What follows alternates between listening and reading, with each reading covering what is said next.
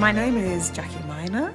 I am a retired European official, and my last posting in Brussels was as Director for Consumer Policy, hence my interest in the work of the Brexit Task Force.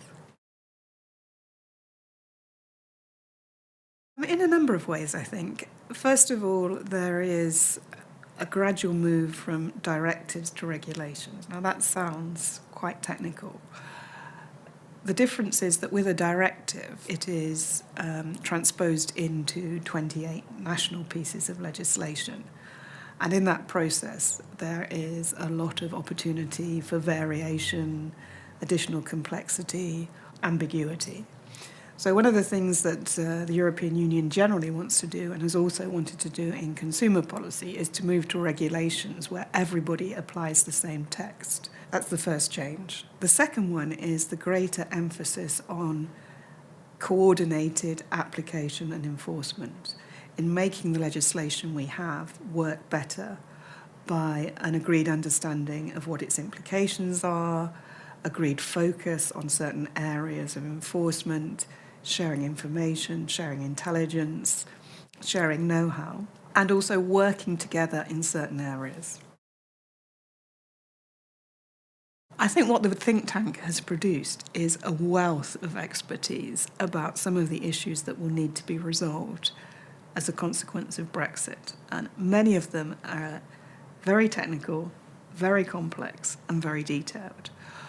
But there are several cross-cutting issues which emerge. One of those is certainly that because we have benefited as members of the European Union from shared enforcement and shared intelligence gathering procedures, and we will no longer necessarily benefit from those procedures and networks, we may have to reinforce the work being done in this country. And that's a resource issue. It means that the government will have to spend more in creating, in replicating some of those systems in the UK. I think the second issue which emerges is some of the things which work at present can be reproduced in the future, but they require the EU side to agree to reproduce them. So cross-border enforcement mechanisms. The UK can certainly say we wish to retain those mechanisms, but it will depend upon the EU saying, yes, we see a benefit in retaining those mechanisms as well. And I think the third thing is we shouldn't see this only as a threat. We should also look at it in some ways as an opportunity. Are there areas of policy which affect consumers, which can be better adjusted to suit the conditions of the UK market, to suit the expectations of British business and British consumers, without adversely affecting trade with other countries, whether it's with the EU or with other countries such as the US and India, Australia, China. The threats, fairly obviously, are a diminution in the level of protection, whether it would be food that was less safe, consumer products that were less safe, a change in the rules on consumer rights, which would in some ways diminish those rights. We know that the government is committed to, in the period immediately after Brexit, to maintaining all of the legislation that has flowed from the European Union. So I don't think these are immediate threats, but over time there may be changes in legislation.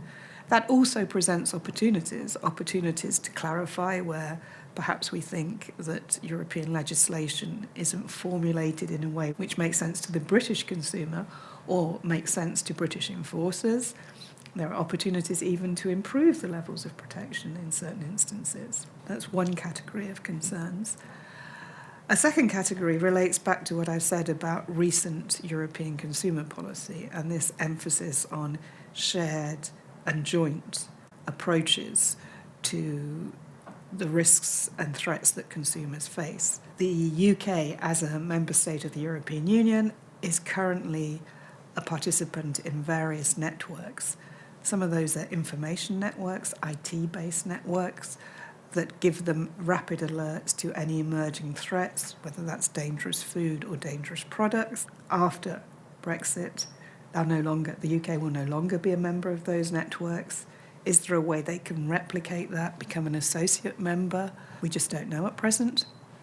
And then there's the more human aspect where British officials currently sit in lots of committees and think tanks, working groups with their colleagues from the other 27 member states, and they share know-how, expertise, experiences. And there is a risk that that will also be lost after Brexit. And again, I think there is some creative thinking to be done about how that might be replicated or replaced by working in other fora. The main opportunities are obviously, as a member of the European Union, you're constrained by European legislation.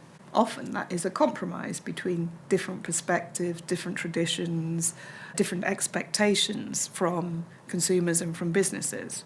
If you're no longer a member of the European Union, in principle, you can tailor your rules much more closely to national traditions, expectations, culture. The only constraint upon that will be whatever relationship the UK enters into with the European Union in the future. So it may not have total freedom to re-legislate.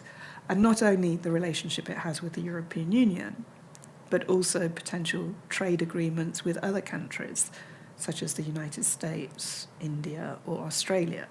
It may not be able to have a completely free hand in rewriting legislation of relevance to consumers.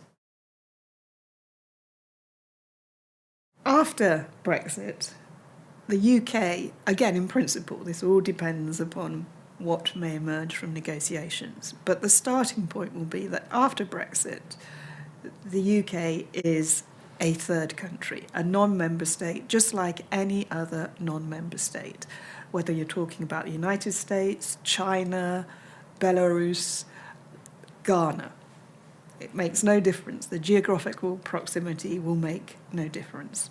Therefore, for UK businesses to be able to export their products to the European Union, the UK authorities, market surveillance authorities, will need to be able to demonstrate to EU authorities, border inspection, customs, market inspection, that the products that are being exported meet EU rules and that there has been an adequate inspection, market surveillance regime in the country of manufacture, i.e. the UK. And in some ways that will be tougher than it is currently for UK businesses. And the demands on UK market surveillance authorities will in some ways be made greater. Because within the European Union, within the 28 member states, there's a presumption of mutual trust. There's a presumption that everybody does their job, and if a good is placed on the market in one member state, it's good for the other 27. As soon as you're outside that area of mutual trust, then that presumption disappears. And if you like, the balance of proof shifts slightly, and it's up to the exporting country, the third country outside the European Union, to be able to prove, to demonstrate that their goods are safe, that they meet EU regulations. I think that question of how relations will change is a really difficult one to answer at present. We've got a long period of negotiations still ahead of us. So currently the government and the EU 27 are focused on withdrawal and to some extent the transition agreement. During transition, nothing will change for the consumer. It will change for government because it will no longer be sitting in the Council of Ministers. There will no longer be British MEPs in the European Parliament. So already there will be an element of withdrawal from the institutions of the European Union. In the longer term, I think what will change is the fact that working within the European Union means that British officials, British organisations like which, like the CTSI, work hand in hand with their opposite numbers in the other member states. And that creates really significant bonds of mutual confidence, often personal contacts. It makes a big difference if you're ringing somebody whose face you know, with whom you've had a coffee during the course of a meeting in Brussels. It makes it so much easier to establish working contacts, and all of that will gradually dissipate. And I think that's a sort of intangible loss that we haven't yet really measured. We don't quite know how that's going to affect the day-to-day working relationships.